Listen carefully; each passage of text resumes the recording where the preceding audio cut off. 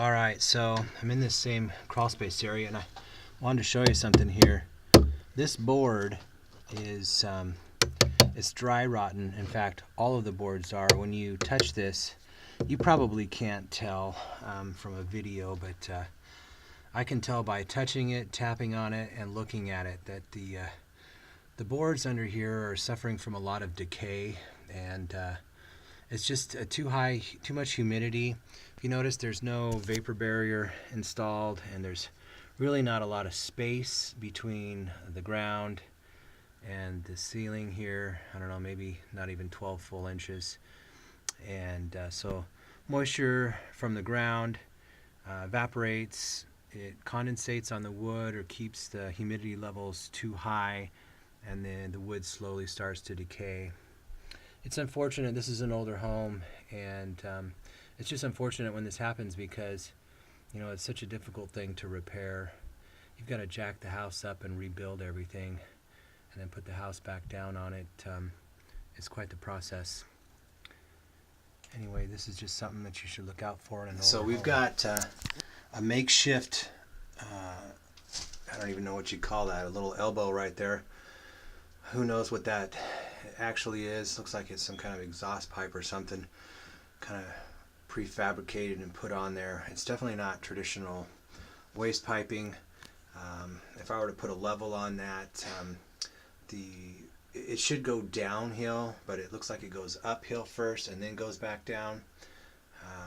And you can see some more of this dry rot. I want to try to get this in there. I don't know if you can see it or not, but I mean the wood's just crumbling underneath this house.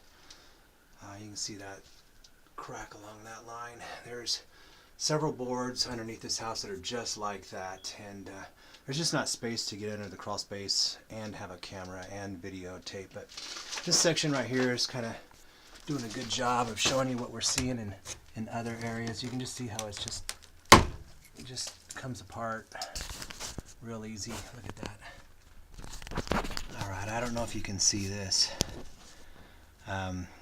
We've got a support beam that is resting on some lumber that is just resting on the plain dirt, and it has sunk, I want to say, probably a good 3 or 4 inches. I don't know if you can see that or not, but if you follow it up, you'll see that it's raised up in this location and goes back down, and when you walk on the floor you can definitely feel that.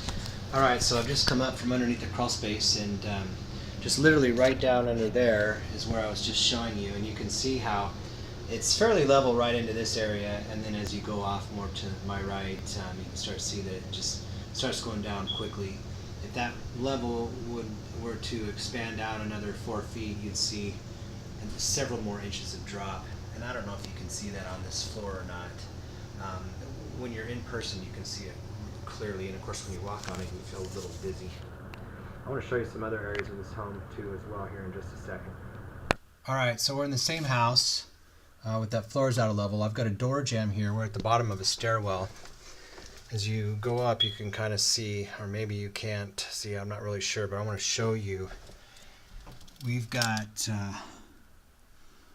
about 8¼ inches on this side, and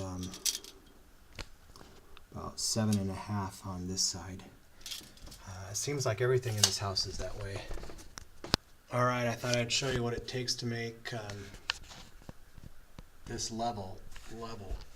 Over on this end we're flat. I don't know if you can see that or not, but oh, there we go. It's level, or we got the left side is touching. We got the bubble, correct, and then over here we got a good inch or so of it's off by about an inch or so. Alright, we got another classic example of an older home and floors being unlevel. You can see just a huge difference here. Alright, so I've got the bubble on a level, and look over here. So when I set that back down, you can see how far off that is. It's quite a bit.